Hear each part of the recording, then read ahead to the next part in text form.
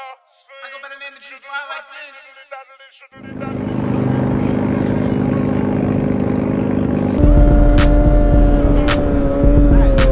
She got a nigga like ass fat like walk him down like pack loud like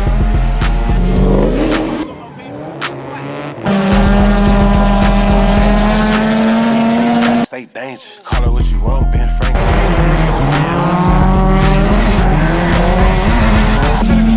Fuck something. Put your hands on that table, don't break, baby. Do it with no hands, she ain't even gotta touch nothing. I'm tryna make the bitch leave, but she keep coming. Chop it ass, chop it down, yeah, I'm on that. I'll walk him down, make him run that.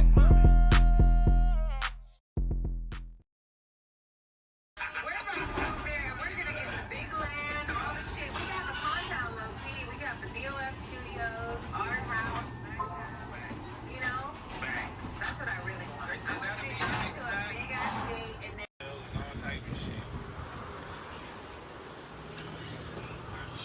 Come in the mail. Let's. Oh yeah. Oh, why is this? Oh, it says R9. I saw R6. It was about to be hot, bro. Yeah, homie. All right. Done. So let's roll out. I'm late because I said I was leaving a while ago.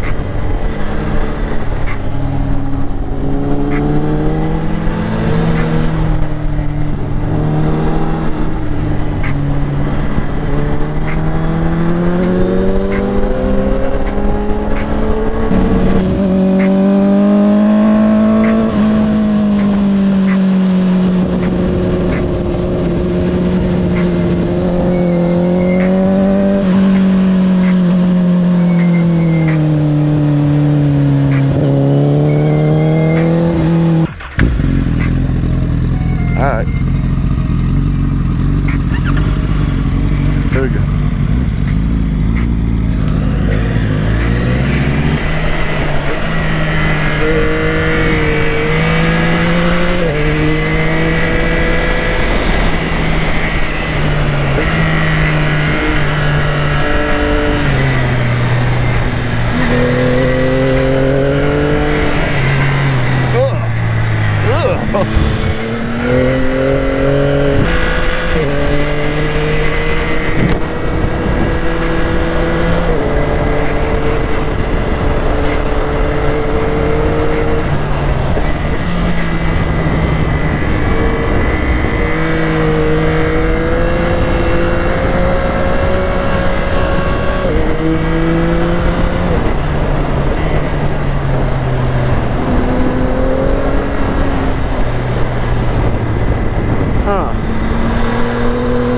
The brakes are really a one-finger application for sure.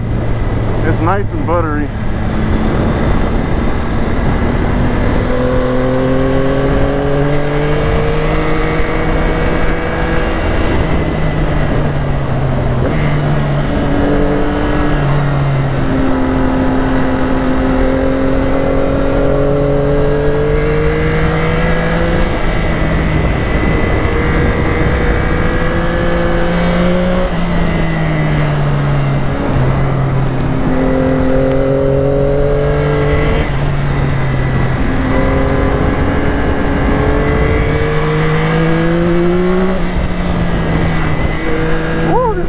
Bumpy. And it's this road, because I for sure took some of this this harshness out of the suspension.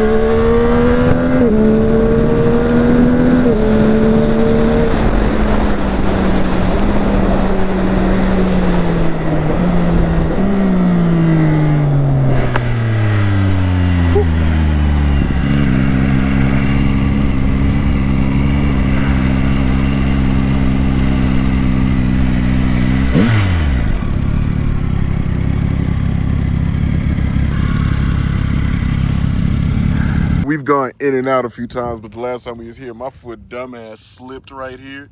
Stupid ass dropped the bike.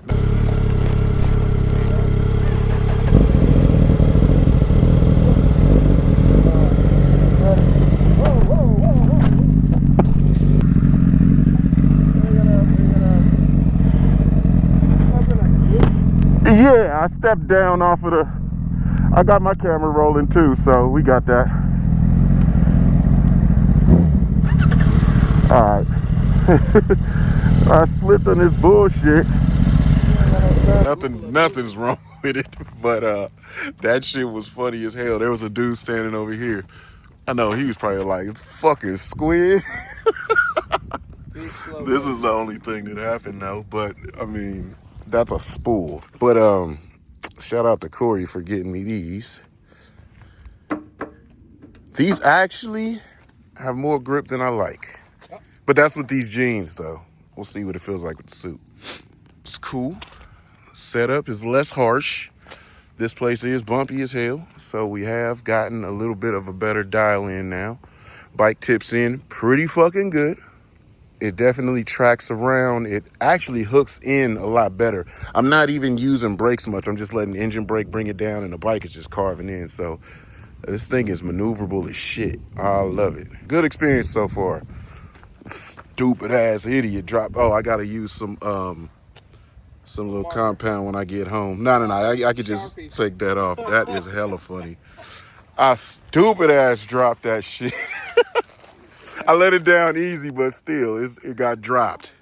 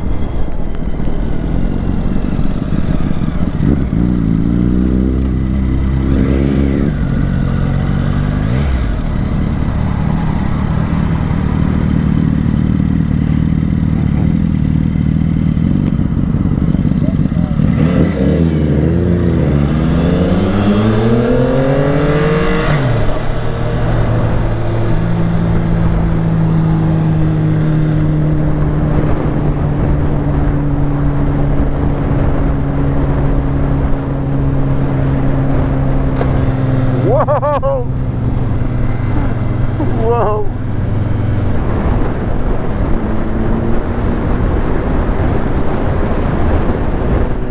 It went to neutral on its own.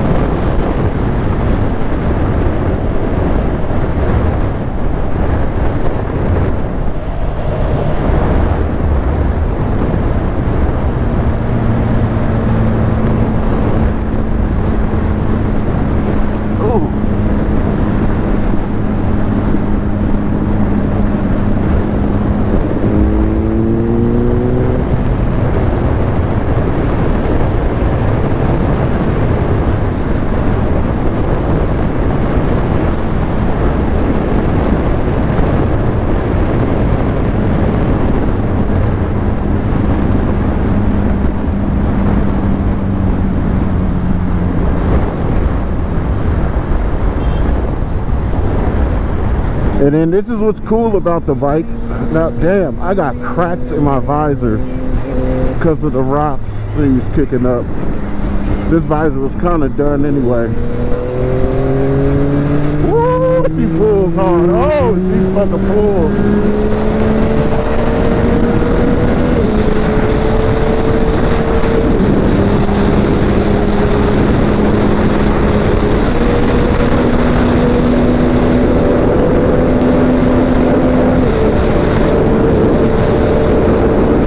Gonna say, you know, after riding like that and you're tired and fatigued and you just want to make it to the house, you can just go ahead and hit cruise control and be chilling. Oh, whoa. I wouldn't suggest you go no hands over bumps like that, but big chilling.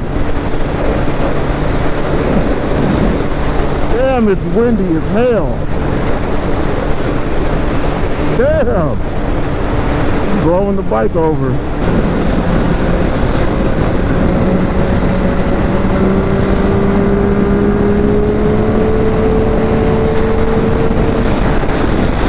Back at home, safe and sound. Need to clean it up just a little bit. Wheels is dirty, wheels is dusty. All things considered, the bike suspension setting is pretty good right now. I definitely made a few changes, more specifically with the tension, which is the rebound. It was a little too much. How this thing is now is about 440 pounds from 455. This is a portly girl. Might be a little lighter, but we're gonna call it 440. This bike is originally 430 pounds. So I was feeling like, yeah, there might be a similar situation. Plus the wheelbase is similar. This, ironically, is a little longer. So I set it up pretty close to that. This suspension is far too new and far too responsive, and the bike was way too rigid. I was scared on Lake Herman. I was just going through the paces just to see how the bike maneuvered and changed directions. But there's a few times where the bike was jumping and bucking and sliding over because it was coming off of the ground and not getting back to the ground quick enough. And that's the wheels bouncing like that because the compression and the rebound was so stiff that it didn't react fast enough and the bike was just chattering across things.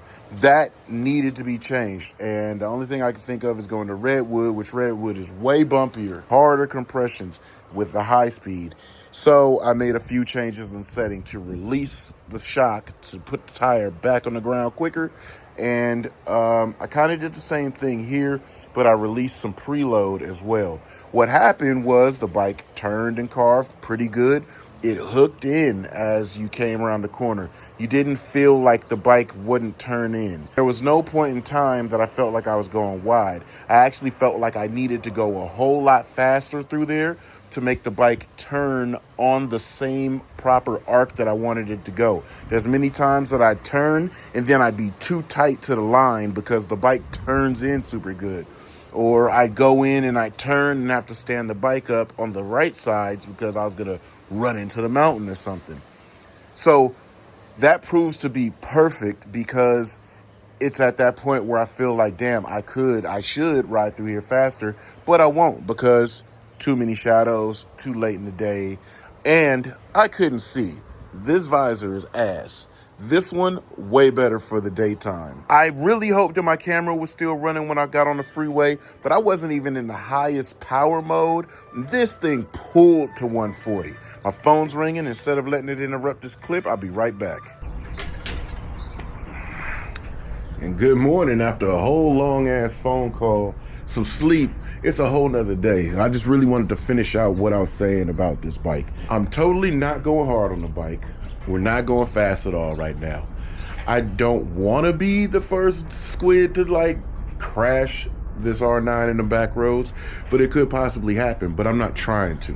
I'm not trying to be the fastest person on the bike. I'm not trying to be the fastest rider on the street on YouTube. I'm just giving y'all the full lifestyle of this bike, and then we're taking it to the track. Again, did drop the bike, hilarious situation, but absolutely zero. You know, it was just one of those things like your foot slipped, but when my foot slipped off that little slope into the dirt, it just started rolling, and there's nothing I could do. It was just like, fuck.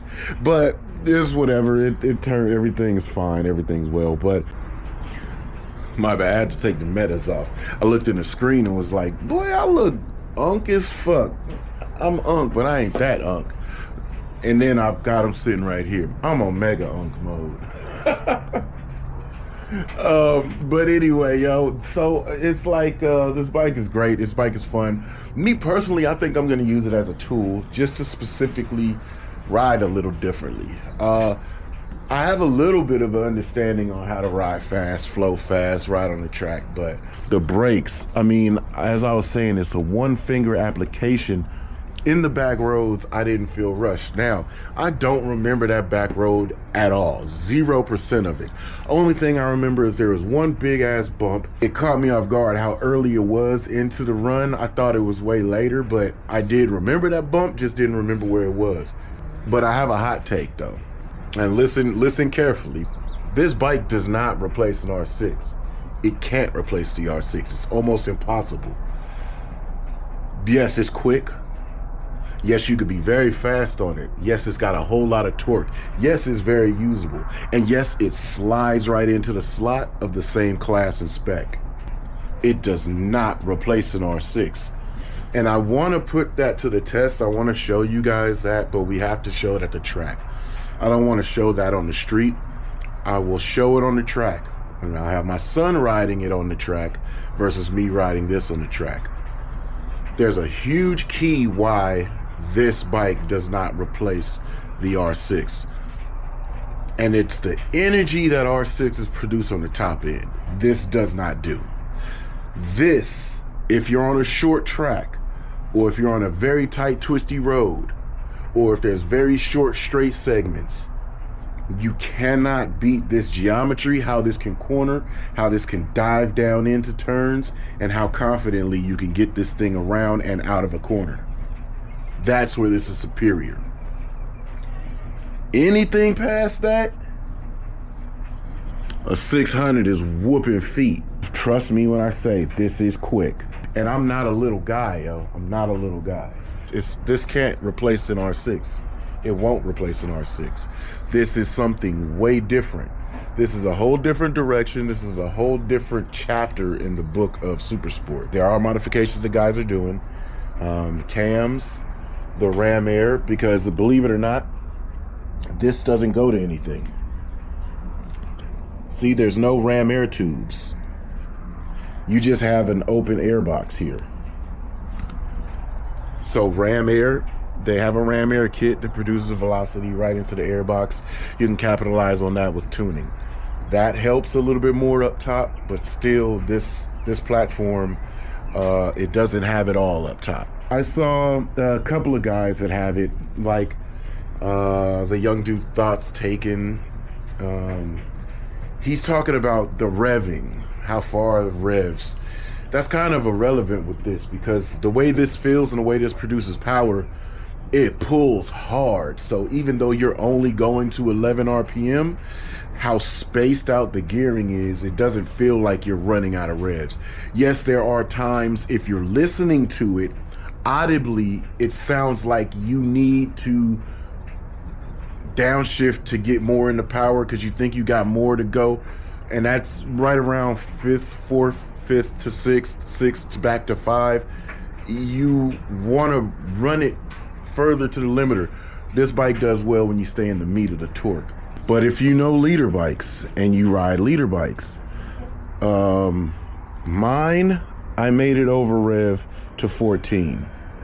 That wasn't really needed because right around 10 to 12, there's so much power and there's so much going on that this bike is just super more effective 10 to 12. Same thing with the R3s. The R3, I made rev a lot further. The R3, if y'all have watched the videos, I take it past 13. I have rev limit at 13.8, I believe. Useless. About 9 to 11, maybe 11.5 is the perfect place for this bike. So if you combine how you ride that and how you ride that to how you ride this, you get the best out of it. If you're trying to get everything screaming up to the limiter and you ride like you ride 600 4-cylinders, you're not going to get the most out of this bike. And that is a specific reason that I always have the Insta360 pointed at the dash. Those are my closing thoughts. This is way longer winded because this is an 8-minute clip that I'm going to have to cut down to quite a bit. But these are just thoughts. These are my initial thoughts. That's really what I'm doing with this bike, is I'm living with it. And so with me living with it, I'm giving you guys the experience that I'm living with, that I'm learning, that I'm getting to know this thing with. So we got more to come. I'm excited with using it because even look at this. Like, that's just street riding. How do we get a fake Temu sandy beaches on this BS? We kind of got the suspension dialed. We got a little clouding down to the edge, but again, it's really not about getting to the edge because of the crowns of the tire. The bikes that I get to the edge most on are these, because I'm leaning it over so hard trying to keep up with certain guys out of the kart tracks. The front tire tells the different story too. Getting down to here. Anyway, we got to get ready. I got to get out. I got to get this edited. Got to film some more stuff for you, because I think it's time for Jalen and I to go out and ride. We did it before. This is part of the clips that didn't work for the last week's video. Jalen and I did ride, but we rode to the track to go judge the event, but Jalen's mic wasn't working. So me talking to him talking to me, you can't get it. But we're gonna go ride again today, and Jalen's gonna ride the R9, so I'll tell you what he thinks about it. So we'll get that on the next clips, man. I'll catch y'all in a little bit. We're gonna get this day started. I'm gonna get y'all to it. Yeah.